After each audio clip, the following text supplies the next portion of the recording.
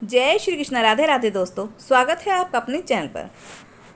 भगवान श्री कृष्ण जी की छठी के बारे में और छठी की कथा हम आज आपको सुनाने जा रहे हैं। छठी के दिन भगवान श्री कृष्ण की पूजा कैसे करें, ये सब आज हम आपको अपनी वीडियो में बताएंगे। तो दोस्तों, आप सभी जानते हैं कि हिंदू धर्म में बच्चे के जन्म के बाद छठे दिन छठी मनाई जाती है।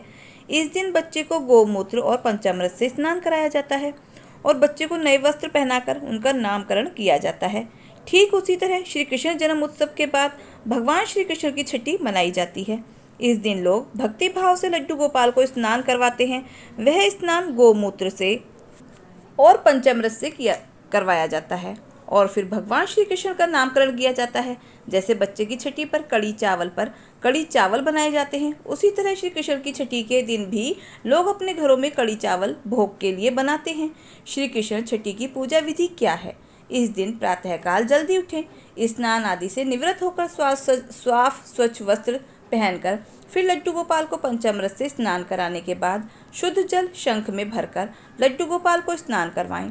स्नान के बाद भगवान को पीले वस्त्र पहनाएं, उनका श्रृंगार करें और लड्डू गोपाल को झूले में बिठाएं और माखन मिश्री का भोग लगाएं, तुलसी दल का भोग लगाएं। भोग लगाने के बाद ठाकुर जी का नामकरण करें। माधव, लड्डू गोपाल, ठाकुर जी, कान्हा, कन्हैया, कृष्णा, जो भी आपको नाम अच्छा लगे वही नाम ठाकुर जी को दें। इसके बाद भगवान के चरणों में अपने घर की चाबियां रख दें और भगवान श्री कृष्ण से प्रार्थना करें कि वे सदैव आपके परिवार पर अपनी कृपा बनाए रखें और सबका पालन पोषण करें। इसके बाद कथा सुने, भगवान को भोग लगाकर प्रसाद बांटें और स्वयं भी ग्रहण करें।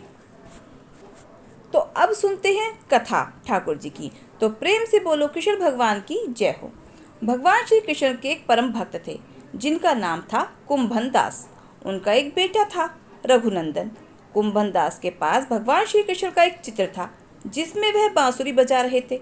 कुंभन दास हमेशा कृष्ण भगवान की पूजा आराधना में लीन रहा करते थे। वे कभी भी अपने प्रभु को छोड़कर नहीं जाते थे। एक बार कुंभन दास को वृंदावन से भागवत कथा के लिए बुलाया गया। पहले तो कुंभन दास ने जाने से मना कर दिया, परंतु लोगों के आग्रह करने पर वे भागवत में जाने के लिए तैयार हो गए। उन्होंने सोचा पहले वे भगवान श्री कृष्ण की पूजा करेंगे और फिर भागवत कथा करके अपने घर वापस लौट आएंगे। इस तरह से उनकी पूजा का नियम भी नहीं टूटेगा। भागवत में जाने से पहले कुंभन दास ने अपने पुत्र को समझाया कि उन्होंने ठाकुर जी के लिए प्रसाद तैयार किया है और वह ठाकुर जी को भोग लगा दे। कुंभन दास के बेटे ने भोग की थाली ठाकुर जी के सामने रख दी और उनसे प्रार्थना करी कि वह आकर भोग लगा ले। रघुनंदन को लगा कि ठाकुर जी आएंगे और अपने हाथों से भोजन ग्रहण करेंगे। रघुनंदन ने कई बार भगवान श्री कृष्ण से खाने के लिए आग्रह किया, लेकिन भोजन तो उसी प्रकार से रखा रहा। यह देखकर वो दुखी हो गया और रोने लगा और रोते रोते भगवान श्री कृष्ण से आकर भोग लगाने की विनती करने लगा। उसकी पुकार सुनकर ठाकुर जी एक बालक के रूप में आए और भोजन के लिए बैठ गए। जब कुंभन दास वृंदावन से भागवत करके लौटे तो उन्होंने अपने पुत्र से प्रसाद के बारे में पूछा। पिता के पूछने पर रघुनंदन ने बताया कि ठाकुर जी ने सारा भोजन खा लिया है। कुंभन दास ने सोचा कि अभी रघुनंदन नादान है, उसने सारा प्रसाद खा लिया होगा और डांट के डर से झूठ बोल रहा होगा। कुंभन दास रोज भागवत के लिए जाते और शाम तक सारा प्रसाद खत्म हो जाता था। कुंभन दास को लगा कि अब रघुनंदन उनसे रोज झूठ बोलने लगा है, लेकिन वो ऐसा क्यों कर रहा है, यह जानने के लिए कुंभन दास ने एक योजना बनाई। उन्होंने भोग के लड्डू बनाकर एक थाली में रख दिए और दूर से छिपकर देखने लगे। रोज की तरह उस दिन भी रघुनंदन ने ठाकुर जी को आवाज़ दी और भोग लगाने का आग्रह किया। हर दिन की तरह ही ठाकुर जी एक बालक के रूप में आए और लड्डू खाने लगे। कुंभन दास दूर से इस घटना को देख रहे थे। भगवान को भोग लगाते देखकर वह तुरंत दौड़कर वहां आए और ठाकुर जी के चरणों में गिर गए। उस समय ठाकुर जी के हाथ में एक लड्डू था और दूसरे हाथ का लड्डू जाने ही वाला था और दूसरे हाथ के लड्डू खाने ही वाले थे, लेकिन ठाकुर जी उसी समय वहीं पर स्थिर हो गए। तब से लड्डू गोपाल की स्वरूप की पूजा की जाने लगी। छठी के दिन इस कथा का पाठ करने से भगवान श्री कृष्ण प्रसन्न होते हैं और अपने भक्तों की सभी मनोकामनाएं पूरे करते हैं। तो आप सभी भी छठी के दिन भगवान की इस कथा को अवश्य सुनें और भगवान से अपनी सभी मनोकामनाएं पूर्ण करने के लिए आग्रह करें। तो प्रेम से बोलो श्री कृष्ण भगवान की जय हो। जय श्री कृष्ण। राधे राधे। बात कान्हा के जन्म के समय की है। कान्हा जी के जन्म के बाद नंदगांव में चारों ओर उत्सव मनाया जा रहा था।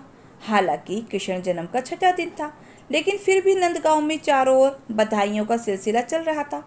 बड़े ही सुंदर और मनोहर दृश्य थे। चारों ओर फूलों की सजावट थी, गीत बज रहे थे। पिछले 5 दिनों से ऐसा लग रहा था जैसे कि साक्षात स्वर्ग ही धरती पर उतर आया हो।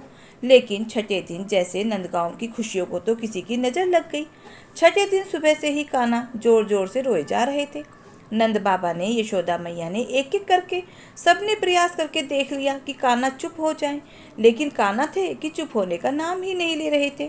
तब किसी ने कहा, लगता है लल्ला को नज़र लग गई है, लल्ला की नज़र उतारो। नज़र उतारी गई, लेकिन परिणाम कुछ भी नहीं निकला। फिर कोई बोला, लगता है कान्हा को भूख लगी है, लेकिन कान्हा जी भी कान्हा जी ही हैं, ना दूध पिए ना चुप होए, बस रोए ही रोए जा रहे थे। अब तो सारे देवी देवताओं को भी चिंता होने लगी। सारे देवी देवता मिलकर ब्रह्मा जी के पास गए और उन्हें सारी समस्या बताई और समाधान करने की विनती की। ब्रह्मा जी कान्हा जी की लीला को कुछ समझ गए थे, सो उन्होंने भगवती महामाया को कान्हा जी को चुप करने के लिए भेजा। प्रभु के इस कार्य को करने के लिए भगवती महामाया नंदगांव में प्रकट हुई, लेकिन सिवाय कान्हा जी के वह किसी को दिखाई नहीं दे रही थी। कान्हा जी को चुप कराने के लिए भगवती महामाया रूप बदल बदल कर कान्हा जी को खिलाने लगी। कभी तितली बनकर इधर उड़ जाती, कभी चिड़िया बनकर उधर उड़ जाती, इधर से उधर उड़ती फिर रही थी, कभी इधर जाती कभी उधर जाती। और यह सब देखकर कान्हा जी रोना भूल गए। तो कभी इधर देखते तो कभी उधर देखते और कभी मुस्कुराने लगते, कभी खुद ही अपने आप से खेलने लगते। जब सबने देखा कि कान्हा जी चुप हो गए हैं और मुस्कुरा रहे हैं, तब यशोदा मैया ने उन्हें अपनी गोद में ले लिया और आंचल में छुपा लिया। कहीं ऐसा ना हो कि हंसते खेलते कान्हा जी को किसी की नज़र लग जाए। अब कान्हा जी भगवती महामाया को नहीं देख पा रहे थे और यह सब देखकर महामाया जी बहुत उदास हो गई। उनकी ऐसी दशा देखकर ब्रह्मा जी उनकी मनोदशा समझ गए और उनसे पूछने लगे कि क्या हुआ देवी, आप बड़ी उदास लग रही हैं, जबकि आपने अपना कार्य जो आपको दिया गया था वह सफलतापूर्वक पूर्ण किया है। कान्हा जी चुप हो गए हैं। प्रभु की रुदन लीला समाप्त हो गई है। तब देवी महामाया ने कहा, ब्रह्मदेव, मैं जानती हूँ मेरा कार्य सफलतापूर्वक पूर्ण हो गया है, लेकिन मुझे तो प्रभु के साथ खेलने में बड़ा ही आनंद आ रहा था। वह आनंद अब मुझसे फिर कभी नहीं मिलेगा मुझे। बस यही सोचकर मैं बहुत दुखी और उदास हूँ। इस पर ब्रह्मा जी मुस्कुराए और बोले, देवी आप उदास ना हो, मैं आपको वरदान देता हूँ कि आज से आपकी पूजा छठी मैया के रूप में घर घर में की जाएगी। हर बच्चे के जन्म से छठे दिन तक आप हर बच्चे के साथ आनंद पाओगी। 6 दिन तक हर बच्चा आपके साथ खेलेगा और आपको देखकर मुस्कुराएगा। इतना सुनकर देवी महामाया फिर से प्रसन्न हो गई। बस उसी दिन से हर बच्चे का छठी महोत्सव बड़े ही धूमधाम से मनाया जाने लगा। तो प्रेम से बोलो, कान्हा जी की जय, श्री कृष्णा की जय हो।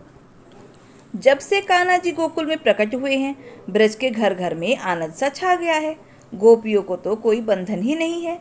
वे तो सूतिका गृह में जा जाकर श्री कृष्ण के दर्शन कर रही हैं, किंतु बेचारे गोप दर्शनों के लिए तरस रहे हैं। सूतिका गृह में वे जा नहीं सकते, इसलिए अपने अपने घरों में उदास बैठे हैं। गोपियाँ अपने घरों में जाकर लाला के रूप और माधुर्य का वर्णन करती हुई कहती हैं कि नंद बाबा के लल्ला के अंग इतने सुंदर हैं मानो नील कांति मणि के अंकुर हों, इतने कोमल हैं मानो तमाल के मन पल्लव हों, इतने चिकने हैं मानो वृक्षा ऋतु में खिले नवीन कमल हों, और इतने सुगंधित हैं मानो लक्ष्मी के माथे पर लगा कस्तूरी तिलक हो, इतने आकर्षणशील हैं मानो सौभाग्य लक्ष्मी के नेत्रों में लगा कजरारा अंजन हो। गोपियों की ये बातें उन्हें ऐसी लगती जैसी कि वे अग्नि में घी डालकर उसे और भड़का रही हैं। ऐसे अद्भुत और विलक्षण नंद बाबा के लाला के बारे में सुनकर ब्रज की सभी गोपी उन्हें देखने के लिए और भी ललायत हो जाते हैं। लल्ला के जन्म की छठी के दिन नंद बाबा और नंदरानी अपने पुत्र की मंगल कामना के लिए सूतिका गृह में षष्ठी पूजा के लिए आ जाते हैं। लल्ला को नहलाते हैं और फिर सुंदर वस्त्र पहनाते हैं। गोबर से षष्ठी देवी की सुंदर मूर्ति बनाते हैं। सफ़ेद चावलों की वेदी पर षष्ठी देवी को विराजमान कर पास ही में कलश स्थापित कर देते हैं। षष्ठी देवी का षोडशोपचार द्वारा पूजन करके उनको भांति भांति व्यंजनों का भोग लगाते हैं और उनकी प्रार्थना के अनुसार मैया यशोदा जी ने अपने पुत्र की छठी पूजी। पीले थापे लगाए। सब सब गोप बालिकाओं ने सोने के थाल भर भर कर लाला को उपहार दिए और चिरंजीवी होने का आशीर्वाद देकर मंगल गीत गाने लगे। षष्ठी पूजन के दिन सभी गोपियों को श्री कृष्ण दर्शन की अभिलाषा पूरी होने का समय आ रहा था, किंतु नंदलाला की छठी उत्सव में नंद बाबा ने कंस के राक्षसों के भय से केवल अपने बंधु बांधवों को ही बुलाया था।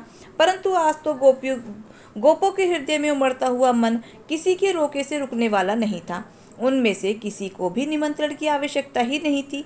इसलिए छठी के दिन दूर दूर से गांव के गोप गोपियां नंद महल के द्वार पर आकर इकट्ठे हो गई। यशोदा मैया छठी पूजकर अभी चौकी से उठ भी नहीं पाई थी कि कान्हा जी की छठी पूजने वालों का तांता सा लग गया। जैसे किसी सुंदर सरोवर में एक सुंदर कमल खिल जाए और जो रस से भरा हुआ हो, उस कमल को देखने के लिए मधु के लोभी भंवरे बिना बुलाए ही चारों तरफ से आ जाते हैं। उसी तरह से नंद बाबा के घर रूपी सरोवर में अनुपम माधुर्य और सौरभ से युक्त जो नीलकमल यानी श्री कृष्ण खिले हुए थे, उनके मधुर रस को पीने के लिए ब्रजवासी भंवरे के रूप में चारों तरफ से उमड़ पड़े। नंद बाबा के मणिमिया आंगन में स्तंभ के सहारे उपनंद जी की पत्नी रोहिणी जी और घूंघट निकाले ब्रज नारी यशोदा गोद में श्री कृष्ण को लिए बैठे हैं और पास ही में बैठी हैं सुंदर सजी अनगणित गोपियां जो बधाई के मंगल गीत गा रही हैं। गोपों के अपार संख्या मुक्तिबद्ध होकर लल्ला के दर्शन कर रही हैं, किंतु जिसकी दृष्टि उस सलोने चित चोर पर पड़ी वह तो वहीं अटक गया, मानो किसी चोर ने उनकी सुध-बुध चुरा ली हो। आंखें उस नीलमणि के रूप से हटे ही तो जाकर शरीर आगे बढ़े। कोई आगे बढ़ना ही नहीं चाहता था। सब अपने हृदय में बार बार अपने मुख को घुमाकर उस नीलमणि माधुर्य रूपी रस को पी लेना चाहते थे। पीछे से कोई पूछता कि नंद बाबा का लल्ला कैसा है, पर मुख से उतर ही नहीं निकलता कुछ भी। वाणी खो जाती, कंठ भर भर कर आता, आंखें टपटपा जाती। उस सौंदर्य का कोई पूरा वर्णन कर सके ऐसा तो कोई जगत में आज तक हुआ ही नहीं। नंद बाबा ने गोपों के दिए उपहारों को बड़ी ही प्रसन्नता के साथ स्वीकार कर लिया, क्योंकि वे उपहारों को लल्ला के ब्रजवासियों के आशीर्वाद के रूप में ही देख रहे थे। सबसे कह रहे थे कि तुम्हारे आशीर्वाद से ही मेरा लल्ला फलेगा फूलेगा। शाम के समय पूर्णिमा मौसी अपने पुत्र मधुमंगल के साथ नंद नंदन को आशीर्वाद देने आई। ऐसा माना जाता है कि पूर्णिमा मौसी भगवान की योग माया शक्ति हैं। नंद रानी ने आशीर्वाद लेने के लिए नीलमणि श्री कृष्ण को उठाकर पूर्णिमा मौसी के चरणों में रख दिया। तब मधुमंगल ने यशोदा जी से कहा, मैया तनिक नजर उठाकर के ऊपर देखो, तुम तो क्या तमाशा हो रहा है। हंस, बैल, गरुड़, मोर, हाथी और रथ पर सवार होकर कौन कौन आया है। किसी के 4 मुख हैं, किसी के 5 हैं और किसी के 6 हैं। कोई नीला है, कोई काला है, कोई पीला है तो कोई सफ़ेद है, कोई भस्मी रमाए है तो कोई 4 हाथ वाला है, कोई 6 हाथ वाला है। मधुमंगल की बातें सुनकर तो नंद रानी भयभीत हो गई और कहीं कोई राक्षस लाला को हानि पहुंचाने तो नहीं आ गया। तब पूर्णिमा मौसी ने सबको समझाया कि आकाश में देवतागण लाला की छठी उत्सव देखने आए हैं और आकाश से नंद नंदन पर पुष्प बरसा रहे हैं। पूर्णिमा मौसी की बातें सुनकर नंद रानी का भय शांत हो गया। उन्होंने सभी देवगणों को नजरें झुकाकर प्रणाम किया। इस तरह से हर्ष उल्लास से आनंदमयी लल्ला का छठी उत्सव महोत्सव संपन्न हुआ। तो प्रेम से बोलिए कृष्ण भगवान की जय हो। जय श्री कृष्णा, राधे राधे। दोस्तों, अगर आपको हमारी कथा कहानी अच्छी लगी हो तो प्लीज़ वीडियो को लाइक, शेयर और सब्सक्राइब अवश्य करें। अपना प्यार और सहयोग दें। मिलते हैं फिर ऐसे ही नई कथा कहानियों के साथ। धन्यवाद।